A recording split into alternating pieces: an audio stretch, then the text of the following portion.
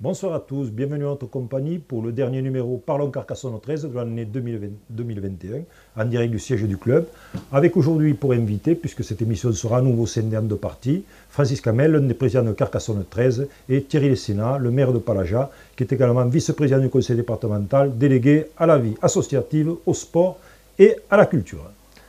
Voilà, donc nous allons commencer avec vous. Ensuite, prendre le relais, Jean-François Albert, le coordinateur du club, et Mika Simon, qui est l'un des joueurs phares, au niveau de l'expérience notamment, de l'équipe élite. Donc dans un premier temps, bonsoir à vous, messieurs. Bonsoir Francis. Bonsoir Thierry. Première question pour vous, Thierry. Vous avez toujours baigné dans ce milieu du ballon ovale. Hein, et donc, cette attribution qui vous a réuni au niveau du département était pratiquement... elle était faite pour vous, quoi. Vous occupez du sport, pour une féru de rugby, ça ne pouvait pas se mieux passer. C'est gentil, effectivement. Bon, depuis ma plus tendre enfance, j'ai baigné dans le milieu du rugby à 13. J'ai commencé, comme beaucoup de petits Carcassonnais, à l'école de rugby, à la MJC à l'époque, sous la férule de Louis Delhomme. Une très bonne école. Une très bonne école, oui. Voilà, une très bonne école. J'ai fait mes armes en ce qu'on appelait les catégories poussins, benjamin, minime, cadet. Et puis à un junior, vu que j'étais un peu léger pour aller au niveau au-dessus, je suis parti jouer en fédéral dans des clubs comme Palaja, qui est mon village, Villegayen, Penontier, Montredon, où j'ai fait une toute petite carrière de rugby à 13 et aussi accessoirement de rugby à 15, puisque oui, j'ai... Vous m'aviez dit que votre papa, à l'insu de votre papa, vous aviez pris une double licence qui vous permettait, quand vous ne jouiez pas à 13, effectivement, d'annoncer un maillot de 15, c'était du côté de Cosne-Minervois et de Palaja. Effectivement, voilà. Mon père était un vrai trésiste. Et bon... Oui, il n'aurait pas supporté peut-être que... Donc cette délégation était presque faite pour vous, donc, au niveau du département. Effectivement, c'est une délégation qui me correspond tout à fait. C'est un domaine assez vaste quand même, ça couvre... C'est très vaste, mais c'est passionnant. Ça permet de s'ouvrir sur tout le milieu associatif, on va dire les grosses associations, de voir de l'intérieur ce qui s'y passe, parce que le commun des citoyens ne voit pas exactement la quantité de travail qui est réalisé par toutes ces associations, qu'elles soient des associations qui pratiquent le ballon ovale, ou d'autres ballons, ou qui pratiquent sans ballon. Vous aidez combien d'associations à ce niveau-là, au niveau sportif? Alors, au niveau sportif, je ne peux pas te donner les chiffres. Je sais que sur le département, il y a plus de 430 communes. 430 communes. On a un objectif d'essayer d'aider au maximum toutes les associations, qu'elles soient culturelles, sportives ou autres, dans les manifestations qu'elles mettent en place, avec une place un peu plus importante pour ce qu'on pourrait appeler les grosses associations qui sont dans des divisions sportives. Pour lesquelles je pense à l'USC, à Narbonne. Voilà, il y a les deux rugby à 15, Carcassonne et Narbonne. Il y a un club de volleyball en première division aussi, qu'il faut aider. Il y a 3 clubs de rugby à 13 qui sont en élite, nos amis Limouxel, les Ignanais et Carcassonne, que nous finançons aussi, à part égale. Et il y a aussi les clubs à un niveau un petit peu moins élevé, qui sont le Cabardès, qui sont Poma, que nous aidons aussi. Il y a aussi les clubs de fédéral de rugby à 15 que nous aidons aussi. On essaie un petit peu de donner à tout le monde. Alors bien sûr, on aimerait toujours pouvoir donner un petit peu plus, puisque les clubs sont toujours demandeurs d'un petit peu plus, mais on essaie de faire au mieux. Oui, bon, il vaut mieux contenter un large panel aussi, effectivement, parce que ces petits villages méritent de vivre. Vous avez parlé de Poma, de Palaja, tout ça, c'est vrai que c'est des endroits où le rugby est porteur, et même, paradoxalement, ça vient un peu concurrencer au niveau des affluences, parce que souvent ils jouent le dimanche après-midi ou le samedi après-midi, ça peut venir concurrencer et Limoux, et Carcassonne et les Ignans. Malheureusement, des fois, il y a des problèmes de calendrier qui font que les deux matchs se jouent en même temps. Francis, est-ce que 2021 a été une bonne année pour Carcassonne 13 ?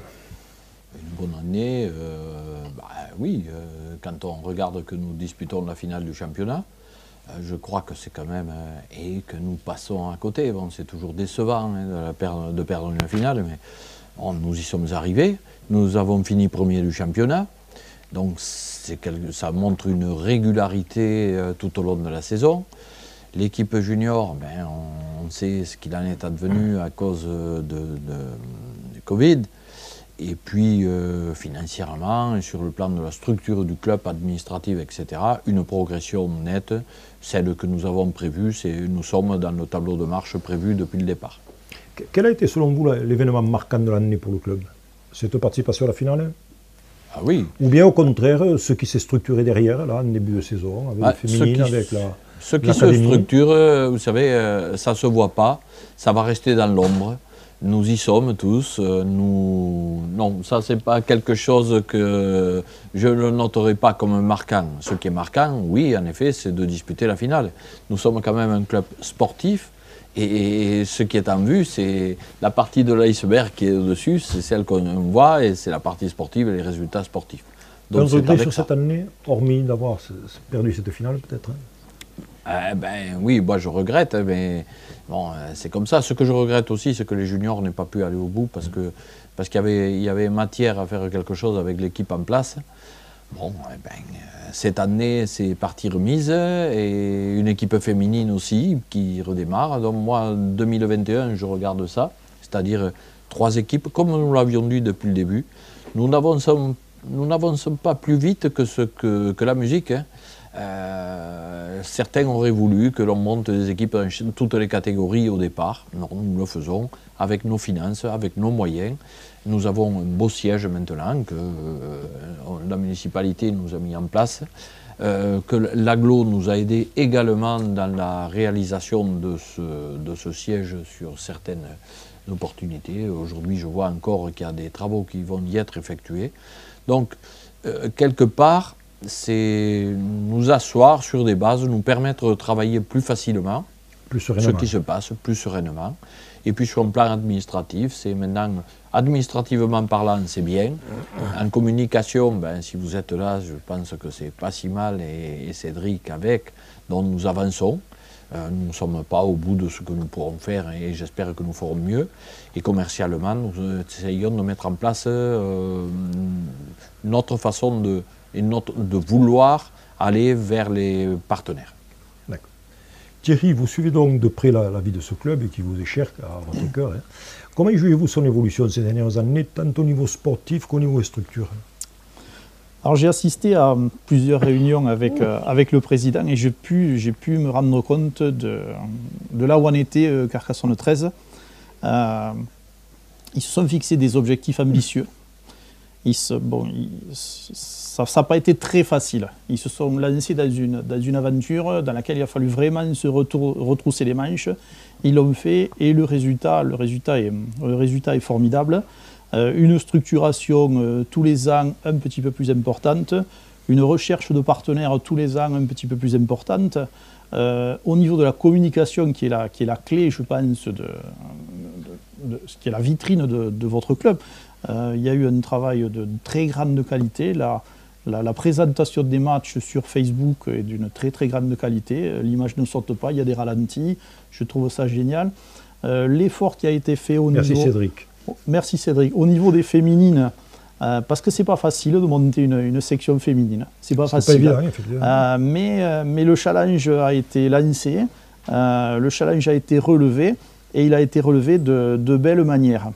Et c'est dans cet esprit-là que quand j'ai vu les présidents il y a quelque temps, ils m'ont dit est-ce que tu pourrais nous trouver une dotation? Je me suis dit ouais. Avant Noël, il faut que le département fasse le petit papa Noël. Bon, je ne me suis pas déguisé en rouge, je n'ai pas mis la barbe et le bonnet rouge. Et donc, le département a décidé d'offrir une dotation de ballons à Carcassonne 13.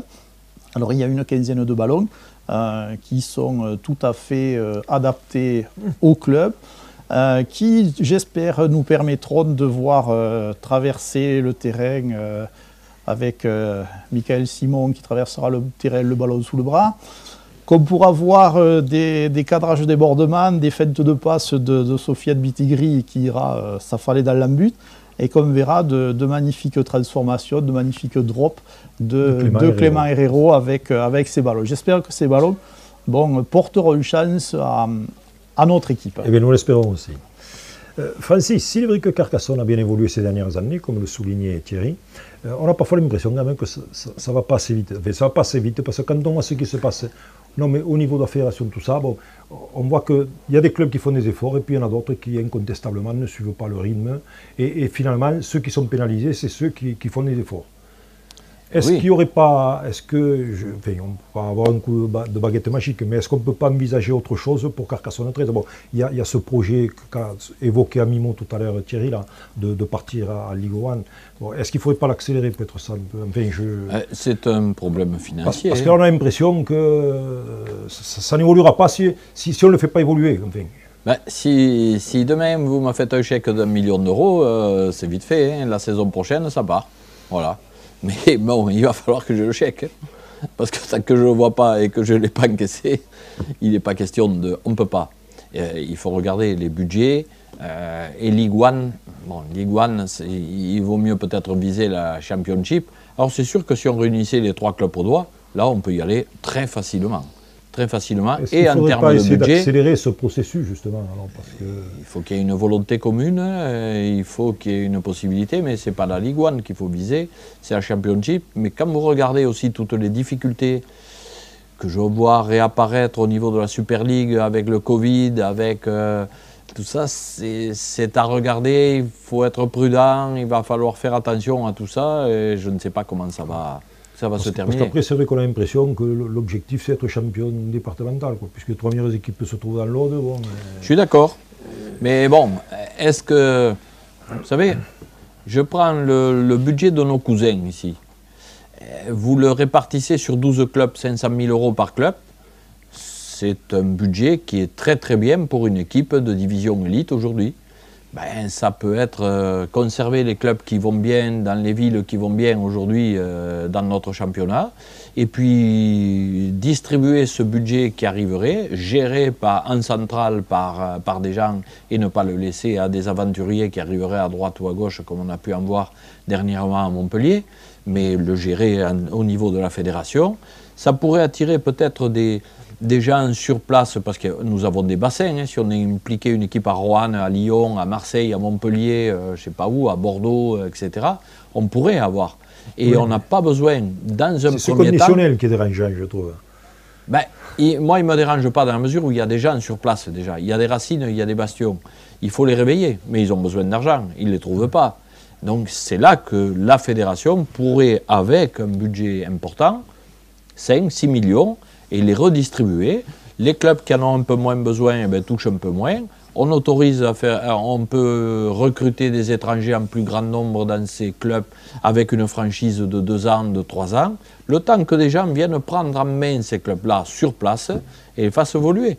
C'est quelque chose qui ne coûterait pas très cher, puisque quand je sais que nous avons ici le plus petit budget de Pro D2, voilà. Avec ça, on monterait le championnat à l'élite à 13. Oui, mais ça reste à faire. Il faut trouver ça. Ouais. Alors moi, je ne les ai pas, parce que si je les avais, nous serions déjà en championship, voire au-dessus.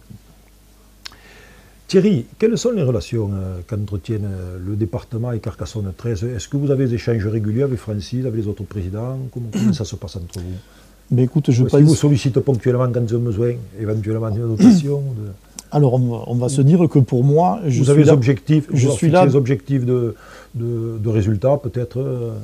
C'est difficile de fixer un objectif de résultat. Les résultats, ils sont tellement dépendants du rebond du ballon, ils sont dépendants des blessures, ils sont dépendants des suspensions. C'est difficile de fixer ces objectifs.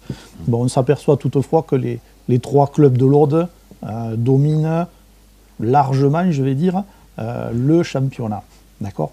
Donc nous, notre objectif, c'est... Alors, moi, avec Carcassonne 13, ma collègue Valérie Dumonté avec les Ignans, mon collègue Durand avec Limoux, c'est d'avoir les meilleures relations possibles et d'essayer, comme je l'ai dit tout à l'heure dans ma précédente intervention, avec les moyens dont on dispose, d'aider au maximum les clubs. Alors, pour tout ce qui est demande ponctuelle d'équipement, comme j'ai pu le faire là, il n'y a pas de problème, on pourra, je pense, renouveler ça l'année prochaine. Aide à des manifestations exceptionnelles, comme un challenge de jeunes, comme ça se faisait à l'époque du Challenge Oustric, puisque j'ai le pins de Madame Oustric. Ça se fera aussi. S'il y a un objectif particulier, si on arrive à une finale qui a besoin d'un coup de main ponctuel, on pourra faire. Mais ne pas s'attendre à ce que la solution vienne une aide, c'est possible, mais ça restera dans le domaine d'une aide. Ce ne sera pas un mécénat. C'est pas possible. Justement, Francis, quel est l'apport des institutionnels dans le budget de Carcassonne? Quand je parle institutionnel, c'est la mairie, le département, donc l'agglo, éventuellement, la région. En termes de subventions, aujourd'hui, ça représente 25-28%. Voilà, les subventions, c'est une part qui diminue, qui baisse, puisque chaque fois que nous faisons monter notre budget, c'est évident que la part. Là, on devrait passer cette année en dessous des 25%. Et c'est un objectif, c'est de faire monter les partenariats privés. Bon, quand on regarde aujourd'hui, le plus gros apport, c'est le particulier qui l'amène. Ce ne sont pas les entreprises. Même si celles-ci sont en train de monter en termes de... Est-ce que justement les institutionnels vous aident dans la recherche partenaire? Des fois, comme si le département travaille avec certaines entreprises, je présume que c'est comme ça. Quand il y a des marchés, on sait comment ça se passe. Autant pour le département que pour la ville. Est-ce qu'ils vous aident ou est-ce que... Il y a une institution... C'est vous qui allez chercher le nerf de la guerre? Pour le moment, c'est nous qui allons. Nous sommes aidés là, à l'heure actuelle. On voit que du côté de la municipalité, oui, nous avons eu une paire d'apports. Nous avons sollicité le président de l'agglo aussi sur une intervention.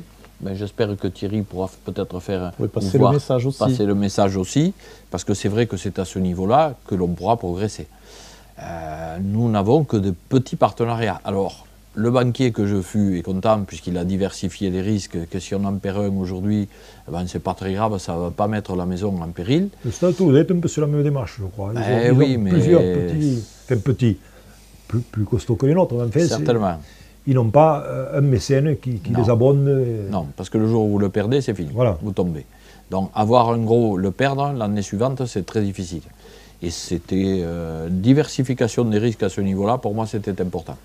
Par contre, si un jour on a un gros partenaire qui arrive, on le prendra et on mettra de côté, on fera attention. Thierry, Carcassonne 13 dans une compétition anglaise, ça vous inspire quoi? Je dis pourquoi pas. Parce que je pense que ce serait un vecteur quand même de communication pour le département, pour la ville, pour toutes les entités qu'on évoquait tout à l'heure. Effectivement, comme tu dis, pour tous les partenaires institutionnels, ça serait une belle vitrine. Moi, j'ai confiance au travail que font Francis et son équipe. Je pense que si Francis a ça en tête, c'est pas une idée comme ça qui sort du chapeau, c'est quelque chose qui a été bien réfléchi, qui a été bien pensé. Et s'ils jugent qu'ils sont capables d'y aller, ils iront et je suis sûr que ça réussira. Donc moi, j'ai une confiance totale à ce groupe de dirigeants. Donc on va revenir là-dessus, Francis, puisque lors de l'Assemblée Générale, vous avez parlé d'un programme sur 3 ans, puisque 3 ans, c'est un aboutissement. Est-ce qu'on est toujours dans les clous Oui, nous sommes dans les clous. C'est en termes de partenariat qu'il faut faire progresser, mais c'est vrai que là, on a une progression de à peu près 20, ça pourrait monter à 25% de plus. Mais il va falloir continuer à monter comme ça pour arriver à un budget. Après, les institutionnels, on ne les a pas vus. J'ai entendu la municipalité, puisque un jour, au cours d'une intervention, la mairie nous a dit qu'elle serait derrière nous, M. Larech notamment. Je pense que le département suivrait, parce que si on a des relations avec de tourisme, etc., il est évident que là, il y a des retombées. Et ce sont ces retombées. Nous avons un bel aéroport, il y a la cité, il y a le canal Lumini. C'est la fenêtre exploitée. Et on voit quand ça intéresse les Anglais. J'ai vécu à Perpignan un certain nombre d'années où j'ai vu avec les Dragons toutes les retombées économiques qu'il y avait par les supporters anglais qui arrivaient, qui dévastaient et ils dévalisaient tout. Mika jouait à ce moment-là, mais moi je les voyais, ils dévalisaient même les boutiques de l'USAP. Donc il y a des retombées économiques importantes sur place. Nous avons une ligne aérienne, je n'y manque pas. Il y a tellement de choses à voir autour de la ville, des caves à visiter. C'est là qu'il faut organiser. Et il y a tout un projet, mais là, oui, ça c'est dans des cartons. Voilà, mais on verra. Si nous avons les moyens financiers pour pouvoir y aller. Dans 3 ans. Dans 3 ans, je vous dirai si je suis encore là, si la santé est là aussi. Donc ce n'est qu'une question financière, quoi. Après, exactement. Le reste suivra. Sportivement, on peut y aller. Oui, oui. Ah, oui, tout à fait. Oui. Puis si ça pourrait effectivement inciter quelques joueurs d'autres clubs à venir, un peu le principe des Dragons catalans, quoi. Des jeunes qui veulent passer un palier ou autre. Bon. Si vous allez en Ligue 1 ou en Championship, parce que la Ligue 1 paraît un petit peu plus faible, le système promotionnel, comme dit Jean Cabrol, c'est-à-dire semi-pro, est adapté, puisque la plupart des clubs de Championship sont comme ça. Donc, après, dans un deuxième temps, mais deuxième temps, c'est un budget, le budget de Toulouse Olympique que je connais, mais où la partie transport représente quasiment un tiers des frais.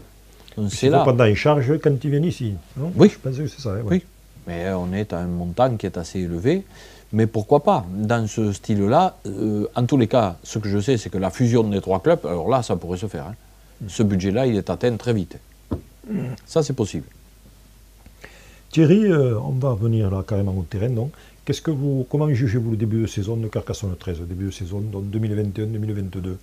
Alors, je suis allé voir 2 matchs. Et je vais te parler uniquement du match contre les Petits Dragons. On va appeler ça les Petits Dragons. On dit les Petits Dragons, mais ils ne sont pas si petits que ça. Hein. Ils sont physiques, ils savent jouer au ballon, ils sont adroits, ils sont dynamiques, ils sont toniques. J'étais à ce match-là et j'ai pris un grand plaisir à voir ce match-là. Tant pour l'équipe des Dragons que pour l'équipe de Carcassonne. Avec un jeu qui est en place. D'accord. Des garçons qui savent où ils vont. Il y a des schémas. Et puis tu as la classe individuelle de certains éléments qui font le plus, qui fait se lever les spectateurs dans les tribunes. Même si on aimerait que les spectateurs soient plus nombreux. Et quand tu vois des traversées de terrain de cet arrière-là que vous avez recruté, Francis, je crois qu'il s'appelle. Ce type, ce garçon, il est très très bon, c'est un plaisir de le voir jouer. Quand tu vois, moi je suis un ancien 3/4 centre, donc j'ai peut-être l'esprit 3/4 plutôt qu'avant. Pour Sofiane Mittigri. Je vois qu'on a une ligne de 3/4 qui est, si on n'a pas de blessure, qui est extraordinaire. Avec, j'adore Clément Herrero dans sa façon de jouer. On a 2 centres, que ce soit Sofiane ou Vincent Albert, qui ont une classe extraordinaire. Des finisseurs avec d'un côté Escamias, de l'autre côté Gambaro, qui marque essai sur essai. Et puis derrière, également. Ouais, et Soubeyras. Et derrière ce Francis qui te traverse le terrain avec une aisance extraordinaire. Après, si on n'aurait plus la nostalgie de Bernard Guillem, comme on évoquait tout à l'heure. Alors, comme on évoquait tout à l'heure, moi quand je vois ce Mittigri. Vous avez son maillot dans le cadre à côté. Ouais, j'adore d'ailleurs. J'adore. Ça m'a fait un grand honneur d'être à côté du maillot de Bernard Guillem. Moi, quand j'étais gamin, j'étais fan de 2 3/4 centres, qui étaient Bernard Guillem et Jean-Marc Bourré, qui était pour moi la quintessence d'un 3/4 centre. C'était une génération dorée. C'était tout dans l'évitement, c'était tout dans le ballon qu'on arrivait à sortir. J'ai vu un peu plus tard David Fraisse, que j'ai adoré aussi, qui était un peu dans cet esprit-là. Et puis j'ai trouvé beaucoup de 3/4 centres perforateurs, quoi, qui sont là pour rentrer dedans. Et quand je vois Vincent Albert, quand je vois Sofiane Mittigri, je me régale, je retrouve ce jeu de 3/4 centre que j'avais adoré quand j'étais gamin, quand je venais à Domecq, et que Jean-Marc Guillem, Bernard Guillem rentrait sur le terrain. Moi, j'étais hyper fan, quoi. Et je retrouve vous ça. n'étiez pas le seul de cette génération. Ah, ouais. C'était vraiment... C'était la classe à l'état pur. Comme on l'évoquait tout à l'heure, le premier aussi a passé des pénalités de 50 mètres. Exactement, avec des ballons qui ne pesaient pas comme ceux-là. Ouais. Tout à fait. Francis, donc, venons-en à ce report de match de Saint-Gaudens. C'est un match qui avait été reporté une première fois, et que Saint-Gaudens voulait le reporter une seconde fois. Oui. Bon. Vous avez refusé, à juste titre, à mon sens, ce nouveau report, puisqu'il y a des règles établies, et c'était une journée de rattrapage, donc il fallait jouer ce match-là, surtout pour les motifs qu'ont évoqué les Saint-Gaudinois, parce qu'ils ont évoqué des blessés, bon, ça peut arriver. Il y en a d'autres qui ont dit qu'il y avait un voyage de fin de saison, ou je ne sais pas quoi, c'était vraiment assez saugrenu, d'autant que ça vient d'une équipe qui, on savait dès le départ qu'elle aurait des problèmes d'effectifs. Oui, parce qu'ils n'ont pas de juniors, et ils recrutent comme ils peuvent, mais bon. Alors, est-ce que ça, c'est pas pénalisant pour une équipe comme la vôtre, comme je vous disais tout à l'heure, qui fait les efforts, qui est sérieuse, et puis à côté de ça, bon... Si, bon, quand j'ai eu le PV de la commission des disciplines sur le plan... Ça a été tranché. Ça a été tranché sur le plan comptable, bon, ben ça va, le résultat est bon. Donc, c'est match gagné 30-0, c'est ça? Match gagné 30-0, donc nous sommes ce soir premiers. Et le match avec retour un match à Carcassonne. en plus. Le match retour aura lieu à Carcassonne pour venir compenser les pertes. Peut-être. Parce que, ah oui, mais bon, il y a eu des pertes financières, hein, puisque le partenaire qui avait pris le match, il ne va pas verser. Ceux qui ont pris les panneaux publicitaires en ville, ben, ils ne sont pas contents, ils ne veulent pas payer. Mais moi, le plus grave, c'est dans la perte de crédibilité auprès des médias. Tout à fait. Parce que nous nous engageons, nous essayons, et vous en faites partie, de cette communication. On essaie d'avoir auprès des radios, des contacts sur les résultats, sur les annonces de matchs, etc., des affiches un peu partout en ville. On fait distribuer, on a mis en place tout un système qui nous permette de bien communiquer avec toute notre communauté. Les journaux qui jouent le jeu beaucoup plus que il y a 4 ou 5 ans. Aujourd'hui, nous avons une page régulièrement, nous avons des articles, et puis le dimanche, ça ne suit pas. Alors après, on vous demande de déplacer le match de 18h30 à 20h.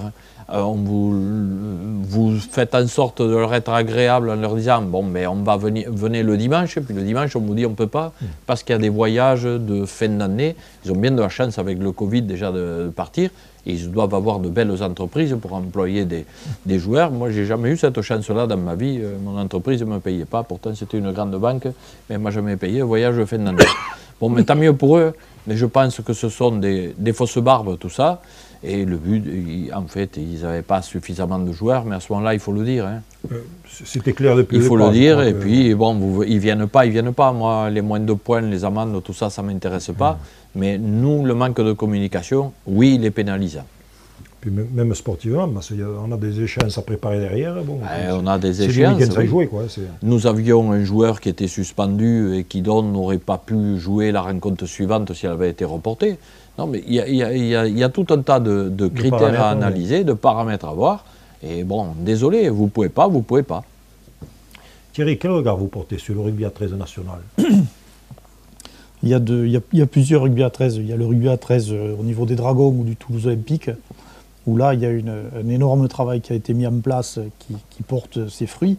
Et puis ensuite, il y a l'élite, où on s'aperçoit, enfin, où je m'aperçois, moi, en tant que citoyen qui va au match, qui lit les journaux, qu'il y a vraiment 2 niveaux. Il y a 4 équipes qui sont dessus, les 3 Audoises et Perpignan. Et puis il y a le reste qui, tant bien que mal, essaie de se débrouiller, de figurer. Mais j'ai l'impression que c'est très très difficile. Alors, il y a eu la problématique Palot à un certain moment. Ouais. Là, il y a la problématique Saint-Gaudens.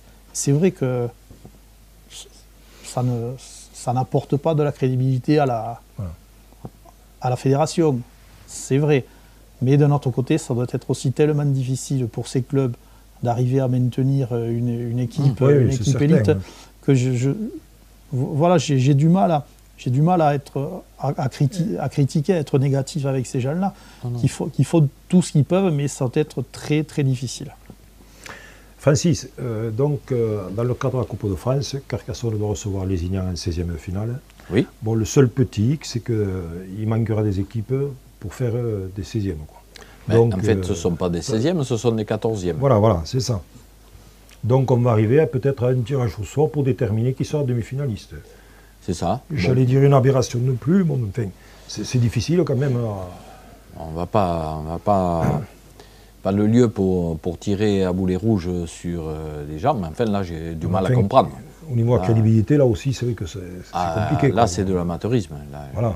Tout ça parce que certains clubs, nous avions pensé qu'il y avait un tirage intégral et nous avions admis le fait, puisque moi je sais que nous avons une réunion familiale le 15 ou le 16 janvier, ben, on attendait le tirage au sort pour la mettre en place parce que peut-être on allait se déplacer à Paris ou à Lyon et on acceptait l'augure d'aller chez un petit club et au contraire, avec grand plaisir.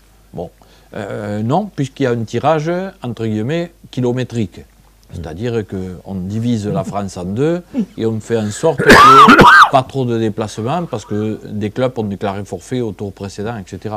Ceux qui ne veulent pas s'engager, eh ben, ils ne s'engagent pas, on tire au sort, ils n'y vont pas, on met en place des 16e et celui qui est tiré, eh ben, il va au tour suivant, etc. Mais je ne vois pas pourquoi on a monté un système comme ça. Alors là ça... J'aimerais connaître les décideurs de ce genre de choses. En tous les cas, je ne les voudrais pas comme dirigeants chez moi. C'est à la Mickey, effectivement. Thierry, l'année 2021 s'achève. Au seuil de 2022, que peut-on vous souhaiter? À vous, Thierry Dessina, l'homme, pas le politique, pas le... Ben écoute, la santé tout d'abord, toujours la pêche, toujours l'envie d'avancer. Bon, j'ai un mot aussi pour ma famille, puisque en étant à la fois maire de Palaja, conseiller départemental, ils ne me voient pas trop, ils ont la gentillesse de ne pas trop se plaindre, donc ben, je pense que ça va continuer, puisque ben, le travail d'un maire prend beaucoup de temps, le travail d'un conseiller départemental prend aussi beaucoup de temps, mais comme tu le disais en début d'interview, la délégation qui m'a été confiée, alors je ne suis pas vice-président, je suis conseiller départemental. J'ai dit conseiller délégué. Je suis conseiller départemental, mais la délégation qui m'a été proposée, c'est que du plaisir. C'est aller rencontrer les gens de Carcassonne 13, aller passer un moment avec le rugby à 15, avec l'USEC, aller avec le club de triathlon ou travailler avec le cross de la cité. C'est passionnant, c'est enrichissant, ça prend du temps, mais c'est quand même quelque chose de très enrichissant au niveau personnel. Et à Carcassonne 13, qu'est-ce que vous leur souhaiteriez? Mais Carcassonne 13, comme j'avais dit lors de l'Assemblée générale, bon, je me suis aperçu qu'au niveau financier, les dirigeants avaient très bien bordé le projet. Et sportivement, avec l'équipe qu'on a, si on n'a pas de blessés, si on n'a pas de suspendus, avec le staff qui fait bien le boulot, ça devrait le faire. J'aimerais que Carcassonne 13 ramène une planche au pied de la cité, voilà, devant la porte narbonnaise. C'est le mieux que je peux leur souhaiter. Alors, je ne vais pas parler de doublé, même si la Coupe de France, d'après ce que me dit Francis, c'est un peu amateur. Voilà, je vais reprendre son mot, c'est un peu amateur. Moi, je vous souhaite de ramener le planchot à Carcassonne. Merci. Et à vous, Francis, qu'est-ce qu'on peut vous souhaiter? Sur un plan familial, qu'il y ait des choses qui s'arrangent, notamment avec mon fils aîné, dont Thierry a été l'instituteur et qui l'a marié, puisque j'en ai le souvenir à Palaja, puisque j'y ai habité très longtemps. Et sur un plan sportif, ben, l'autre va très bien, et tout le reste va bien. Après, je ne me souhaite pas de ce côté-là, c'est la santé que je souhaite à tout le monde surtout. Et sur le plan sportif, eh bien, que le club continue comme ça, que l'académie dont je n'ai pas parlé continue de progresser, parce qu'elle est dirigée par des gens compétents et pleins de dynamisme, et là, eux, vraiment, me font rêver. Après, ben, si une récompense arrive en fin de saison et que nous puissions, pourquoi pas, garder la coupe, parce que nous en sommes toujours les détenteurs, bon, mais pour changer un bout de bois, ça ne ferait pas de mal. Eh bien écoutez, merci messieurs d'avoir fait ce large tour d'horizon, d'avoir bien clôturé cette année. On vous souhaite le meilleur pour toutes ces fêtes, et on vous dit à très bientôt, donc à vous à l'an prochain. Vous aussi Thierry, quand le cœur vous en dit, vous poussez la porte et vous venez nous faire un petit coucou. Merci à tous. Bonne fête à tous. Donc merci, là maintenant, nous allons aborder une petite pause publicitaire, pendant laquelle je vais en profiter pour vous donner les résultats du week-end, les résultats qui sont relativement sustains, puisque, qu'est-ce que nous avions en magasin? Nous avions les U19 qui se sont largement imposés face à Bao, donc 60 plus de 60 points. Et nous avons les féminines aussi, qui ont fait une belle prestation, puisqu'elles jouaient à Domecq, et elles ont réussi à s'imposer, là aussi en passant la barre des 60 points, contre Toulouse. Voilà, donc nous attendons maintenant, sur ce plateau, Michael Simon et Jean-François Albert, avec lesquels nous allons continuer à parler rugby à 13, rugby carcassonnais.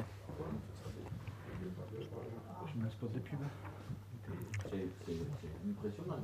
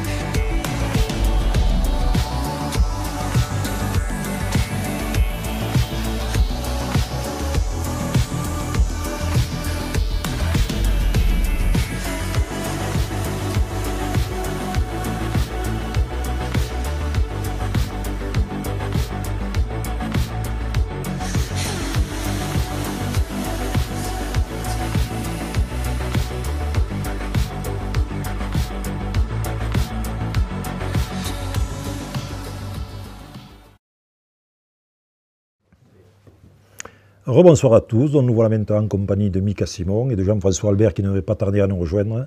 Donc Mika, première question pour vous, l'année 2021 se termine dans quelques jours. Là, hein. Quel bilan en tirez-vous à titre personnel? Jean-François, vous êtes autorisé à traverser le champ, exceptionnellement. À titre personnel d'abord, Mika. C'est une saison pour moi différente puisque j'étais sur ma reconversion, on va dire, professionnelle, projet sportif différent et donc il a fallu que je vienne m'adapter à cette nouvelle équipe, ce nouvel effectif.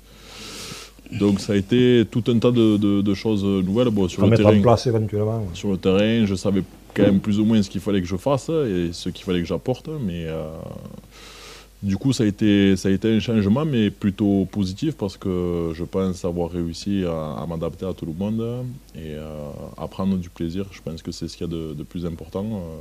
À mon âge, c'est de prendre encore du plaisir. Le résultat lors de la finale, c'était pas celui souhaité puisqu'on avait vraiment tous à cœur de remporter ce championnat. Donc ça a été une déception et pour moi, personnellement, ça a été long à digérer. Mais entre-temps, voilà, de l'eau coule sous les ponts. On a préparé cette nouvelle saison que l'on a entamée depuis quelques mois maintenant. Vous avez eu quelques petits pépins physiques pour votre part? Oui, en début, après le second match du championnat, je me suis fait mal au mollet. Bon, ce sont des choses qui arrivent. C'était rien de grave, il a fallu le repos nécessaire pour que je puisse vous avez fait votre jouer. Puis j'ai joué à nouveau contre Villeneuve et contre Saint-Estève, le dernier match que l'on a joué à Domecq. Voilà. Cette année s'achève, je pense qu'elle a été constructive et on va continuer sur cette lancée pour continuer 2022 et faire mieux. Jean-François, pour l'ensemble des composants de ce club, est-ce que 2021 a été une bonne année? Puisque vous chapeautez l'ensemble des... Bon.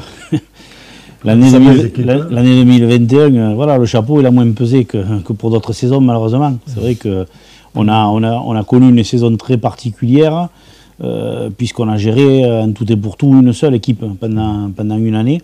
Alors certes, ça nous a permis de progresser dans certains domaines en étant plus près des joueurs. Je pense que Michael peut le confirmer, sur la préparation médicale, sur l'accompagnement. On a essayé de mettre plein de petits détails en place. Bon, ça nous a quand même amené en finale du championnat et qui s'est quand même joué sur des petits détails aussi. Donc on n'était pas loin de la vérité, ça s'est joué à très peu entre deux équipes qui s'étaient quand même tenues toute l'année. On avait gagné chez nous, ils avaient gagné chez eux, on savait très bien que la finale tiendrait à peu de choses, c'est ce qui s'est passé. On a eu nos opportunités, on ne les a pas saisies, ils ont saisi les leurs, voilà, ça laisse des regrets mais c'est comme ça. Mais je crois que l'année dernière, ce qui a été difficile à certains moments, c'était justement de maintenir des garçons quand même mobilisés autour du rugby. Oui. Je dis autour parce qu'ils n'étaient malheureusement pas dedans. Donc Frédéric a accepté qu'on gonfle vraiment nos effectifs en accueillant beaucoup de juniors pour les garder en lien.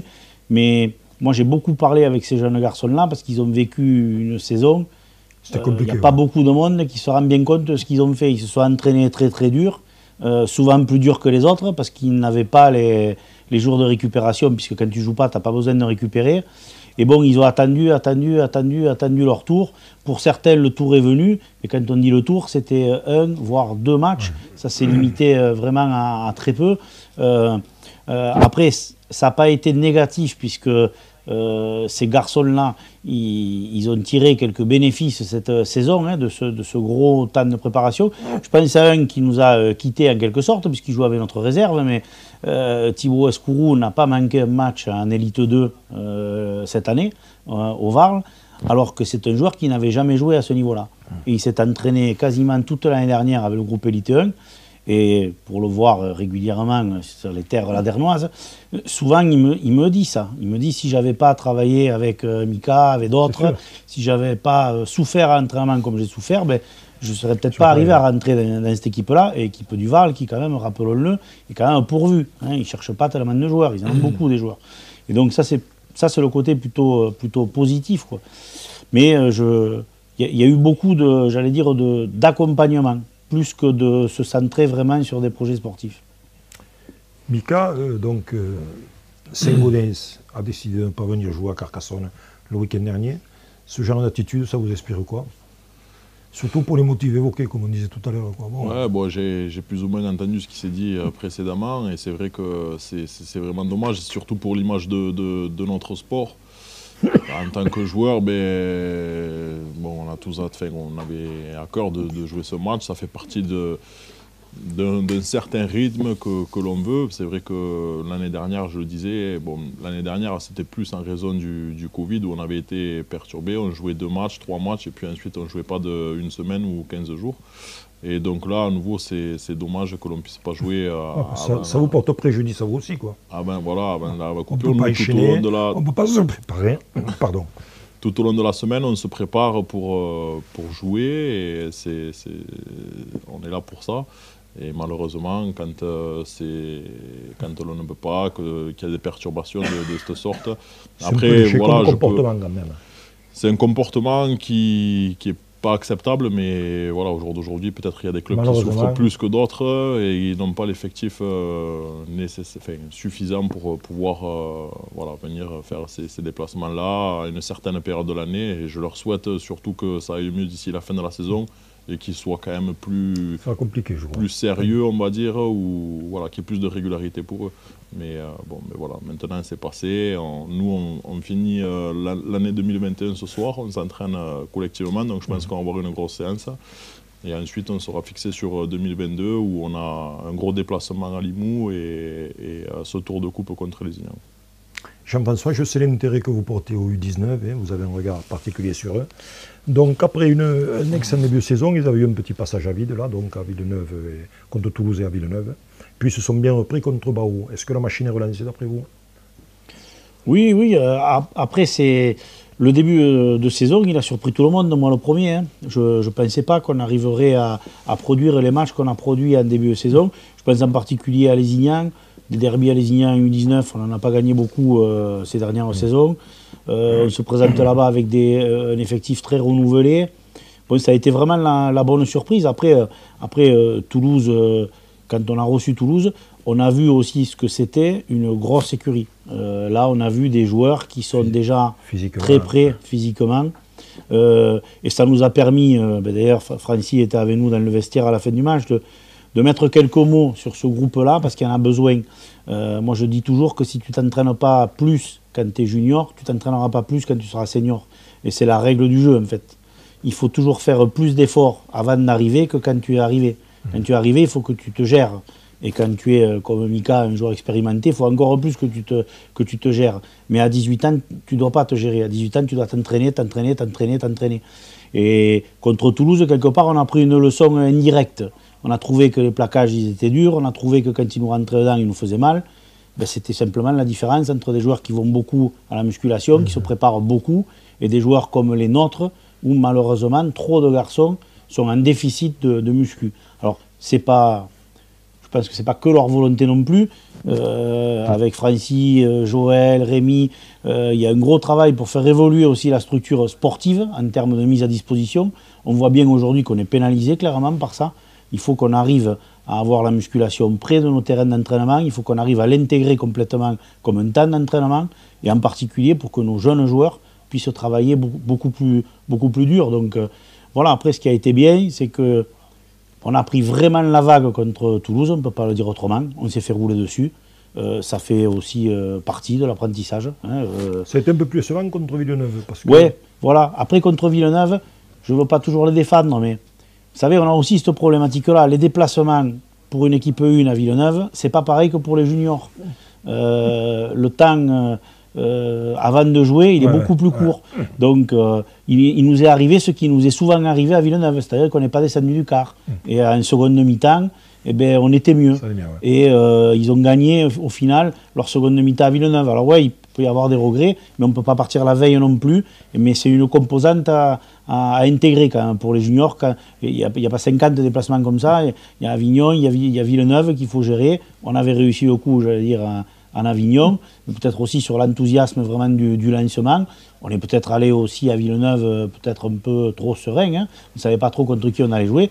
Ben voilà, quand tu présentes le derrière, en général, ça tente le pied. Donc c'est exactement ce qui s'est passé. On a pris un bon coup de pied au cul pendant 45 minutes et puis après on a été mieux.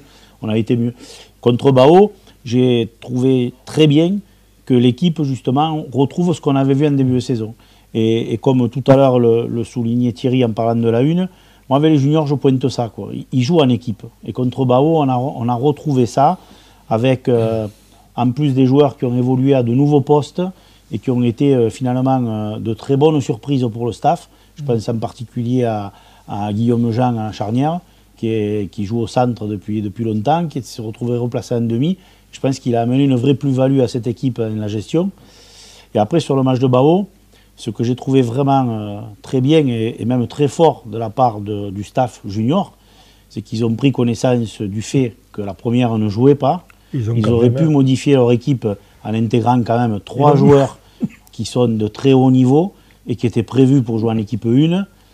Et ils ont fait complètement confiance au groupe qui avait travaillé. Ils l'ont expliqué aussi aux garçons, pourquoi ils ne les appelaient pas. C'était pas du tout, il n'y avait rien de méchant dans tout ça.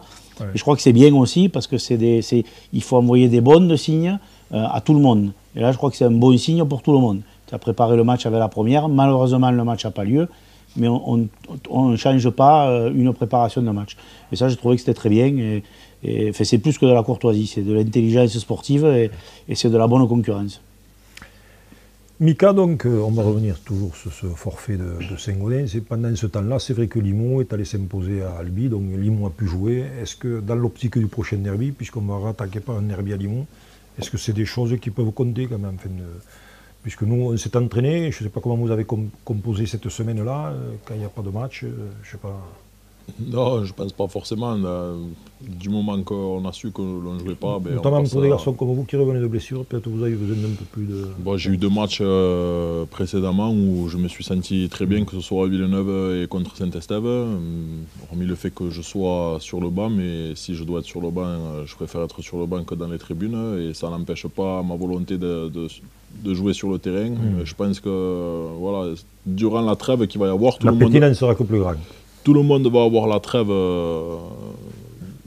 à compter de cette semaine et jusqu'au 8 janvier.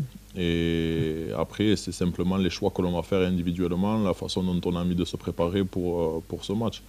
Je pense que tous les joueurs sont avertis. Le fait qu'on n'ait pas joué contre Saint-Gaudens, est-ce que ça va être quelque chose qui va compromettre notre préparation? Je ne pense pas.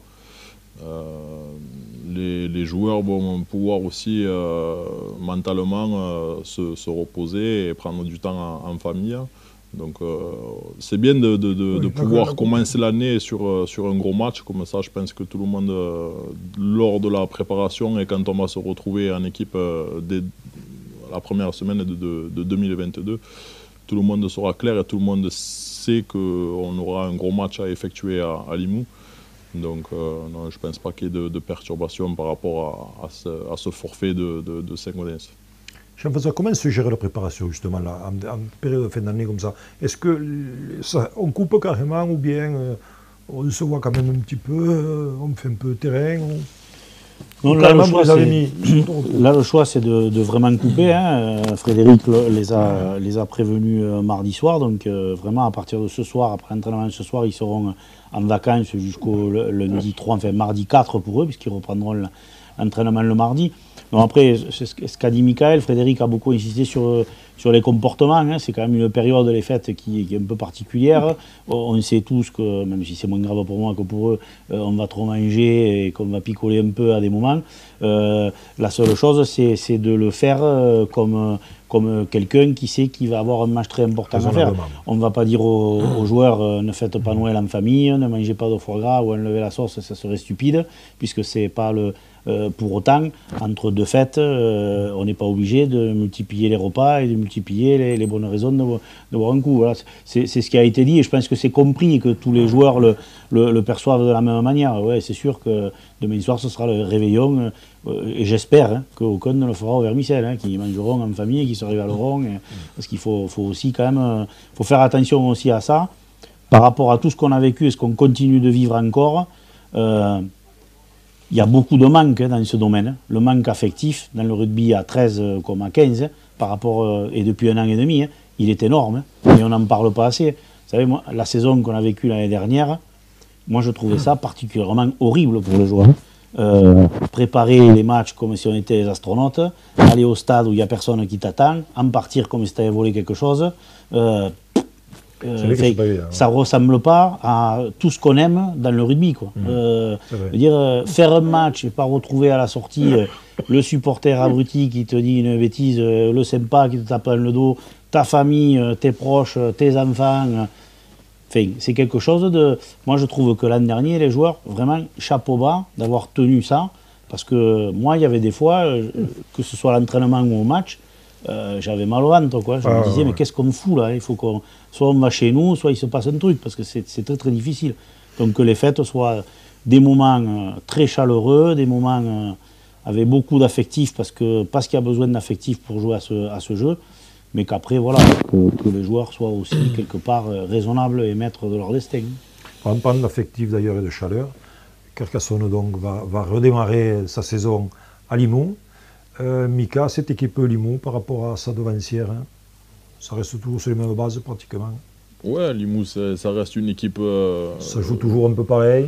C'est une équipe, voilà, c'est famille, ils jouent ensemble depuis longtemps, c'est un magnifique stade, et puis voilà, c'est une autre atmosphère, mais voilà, je pense que l'année dernière, on a eu... Oui, on avait perdu à Carcassonne et on avait gagné à Limoux, mais bon, il faut... Vous avez pris un carton, non? Ouais, je me rappelle pas. Ouais, peut-être à Limoux. Il me semble. Mais non, voilà, Limoux, c'est une équipe qui est... Je pense qu'ils ont un meilleur début de saison que ce qu'ils ont fait l'année dernière. Ils ont fait un très très bon début de saison.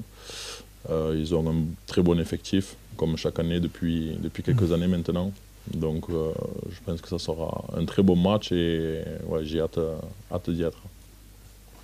Jean-François, donc, si chacun s'est accordé à reconnaître que le match contre les Catalans de Carcassonne avait été l'un des plus aboutis, certains ont fait la fine bouche en disant qu'il manquait des cadres, bon, que ce n'est pas la même équipe qu'on retrouverait au printemps éventuellement. Je pense qu'il ne faut pas minimiser quand même le comportement de cette équipe qui ce jour-là, notamment dans le domaine défensif, enfin, a montré de très belles choses. Bon, il faut pas, quand ça ne va pas, il faut le dire, mais quand ça va, il faut le dire aussi. Quoi. Ben exactement, hein. C'était la 3e performance enchaînée par notre équipe quand même, hein. Donc, puisque c'est parti, j'allais dire, de Toulouse, où on a reçu une équipe toulousaine qui avait jusqu'à là accroché et embêté finalement beaucoup de monde. Et la première fois où ils ont véritablement explosé, c'est finalement chez nous. Donc là, évidemment, j'ai entendu pareil. On a dit, ouais, mais là, vous comprenez, ils étaient fatigués, donc machin. Moi, je crois que notre équipe, elle est montée en charge, vraiment, petit à petit. Elle a eu 2-3 matchs pour quelque part se roder. Il y a des nouveaux joueurs dans l'équipe, il y a des nouvelles annonces, il y a des nouvelles demandes aussi par rapport aux joueurs. Il faut trouver sa place, les repères. Et on a senti sur les 3 derniers matchs qu'on était de mieux en mieux là-dessus. Et contre les Catalans, c'est vrai que c'est notre prestation la plus aboutie. On a été très bon en conservation de la balle, un domaine où justement on avait été pas mal en déficit en début de saison. Et en plus, on a su, entre les deux mi-temps, régler un problème d'efficacité. Parce qu'autant on a eu beaucoup de ballons en première mi-temps, et ça ne s'est pas traduit forcément sur le tableau de marque. On était certes devant, mais on était tous conscients qu'on n'avait pas marqué assez de points dans cette première mi-temps. Ben, l'équipe a su corriger quelques petites choses, faire preuve à des moments peut-être un peu plus de patience, et elle a frappé, j'allais dire quasiment à chaque fois qu'elle en a eu l'opportunité. Donc ça, c'est plutôt un super comportement. Avec un match à Limoux, où on sait très bien qu'une des qualités premières de Limoux, et on l'a très bien vu à Albi, c'est de frapper vite et bien quand ils sont dans la zone de vérité. Albi l'a appris à ses dépens, en 5 ballons, il marque 30 points. Donc il faut faire attention à ça, mais nous, on a montré qu'on commence à être, dans ce domaine-là, bien meilleur qu'en début de saison. Mika Lézignan, en 16e de la Coupe, c'est un cadeau? C'est un match comme un autre. Vous disiez que vous avez encore cette finale un petit peu en travers de la gorge, ça sera peut-être l'occasion d'évacuer. Non, c'est un match qu'il faudra préparer. Les matchs de coupe, c'est une compétition particulière, ce sont des matchs éliminatoires. Et bon, que ce soit Lézignan ou que ce soit un club fédéral ou je ne sais pas trop, il faut se préparer, il faut passer tour après tour. Voilà, c'est ce qui fait le charme de cette compétition. On prend un gros d'entrée et puis c'est comme ça, c'est pas nous qui... Il faut le battre à un moment donné. On ne choisit pas, s'il fallait que l'on choisisse, ce serait moins... Jean-François, très honnêtement, malgré le travail accompli par certains clubs, dont Carcassonne fait partie, peut-on se satisfaire de la compétition nationale dans sa formule, dans sa configuration actuelle? Ben oui, on peut s'en satisfaire, j'allais dire, parce qu'on n'a pas la possibilité de faire rentrer des équipes en cours de route. Donc, moi, après, je le dénigre pas, ce championnat élite, parce que depuis plusieurs saisons, oui, il y a deux groupes, mais dans quel championnat il n'y a pas deux groupes? Si vous prenez le football aujourd'hui, on connaît le champion de France avant que la saison débute. Ça n'empêche pas les autres de jouer quand même. Donc c'est comme ça. À 15, moi on me dit que ça change tout le temps, mais prenez les noms des champions sur les 15 dernières années. Et après, si vous savez lire, il y a un nom qui revient assez régulièrement, quand même, qui est un peu têtu quand même, et qui de nouveau cette année sera quand même relativement candidat. Donc je crois que c'est vrai partout ça. Après, on est en déficit de matchs sur le volume. Moi, j'aimerais qu'il y ait 2 clubs de plus pour que nos joueurs, justement, ils soient dans un volume qui soit encore plus intéressant pour eux. Et c'est vrai que moi, où le match de Saint-Gaudens me met en colère, en fait, c'est par rapport aux joueurs, en fait. Parce qu'ils ne valident pas ce qu'ils font la semaine. Et ils se retrouvent avec un vendredi qui est modifié, où tu refais du physique pendant 1 heure pour compenser le non-match. Il y a quelque chose, un joueur, enfin, j'espère, ils aiment s'entraîner. En fait, tu t'entraînes pour jouer quand même. C'est la quintessence de notre sport, quoi. C'est bien de se foutre minable à l'entraînement, parce que le dimanche, il y a le gâteau quand même. Tu vas, c'est la fête quand même le dimanche. C'est pas un pâtiment, c'est bien. Et ça, je crois que c'est ce qui nous manque un peu, qu'il y ait un rythme. Moi, j'aimerais que le rythme soit plus soutenu. En fait, qu'on ait des matchs. Vous avez des équipes qui se tiennent un peu plus, peut-être aussi. Ouais, mais des équipes qui se tiennent. Vous le savez, ça fait plusieurs saisons que c'est comme ça. Il y a jusqu'en janvier, et après, on parle de Saint-Gaudens. J'entends que 2 joueurs vont arriver, 4 blessés qui reviennent. Et bien, je suis certain que Saint-Gaudens arrivera à accrocher des joueurs sur leur pelouse. Il va se passer des choses à Toulouse comme au Dragon. Si Toulouse Olympique se retrouve avec 2-3 joueurs qui font la préparation depuis 3-4 mois avec le Théo, ben, ça leur amènera une plus-value. Les Catalans, c'est certain, on l'a bien compris, vu l'armada des Dragons, on a bien compris que les Dragounais de Mars, ils vont être très différents, ils vont avoir un profil très différent. Mais voilà, Villeneuve rentre encore un joueur, je crois, dans pas longtemps. C'est pareil, on l'a vu la saison dernière. Ils se sont qualifiés les derniers, mais je pense qu'aucun club souhaitait tomber sur Villeneuve sur un match éliminatoire, parce que c'est des matchs très pièges. Et c'est là que le rythme, que l'enchaînement nous manque un peu. En fait, ouais, on est premier, ouais, Lézignan est ultra favori, annoncé comme tel, mais qui aura peur en coupe? C'est Lézignan ou Carcassonne? Moi, je vais vous dire, nous, on n'aura pas peur en coupe. Hein. On n'a pas le même budget engagé, on n'a pas annoncé plein de choses. Qui c'est qui aura le plus peur dans 15 jours? Nous, non. Si on gagne, on sera très content. Si on perd, on sera moins content parce qu'on aura perdu la coupe. Mais attention quand même. Eh bien Jean-François, ce sera le mot de la fin. Merci pour votre participation à tous les deux. Et avant de clore cette émission, je voudrais faire un petit coucou à Joël Berger, l'un de nos présidents, qui est actuellement hospitalisé. Donc Joël, on pense très fort à toi. On te souhaite une meilleure année pour celle qui va démarrer. Voilà. Et à vous tous, on vous souhaite tous nos meilleurs vœux pour la saison à venir, pour votre santé, tout ça. Et on vous dit rendez-vous donc à l'an prochain pour de nouvelles aventures en jaune et noir. Bonsoir. Bonsoir. Merci.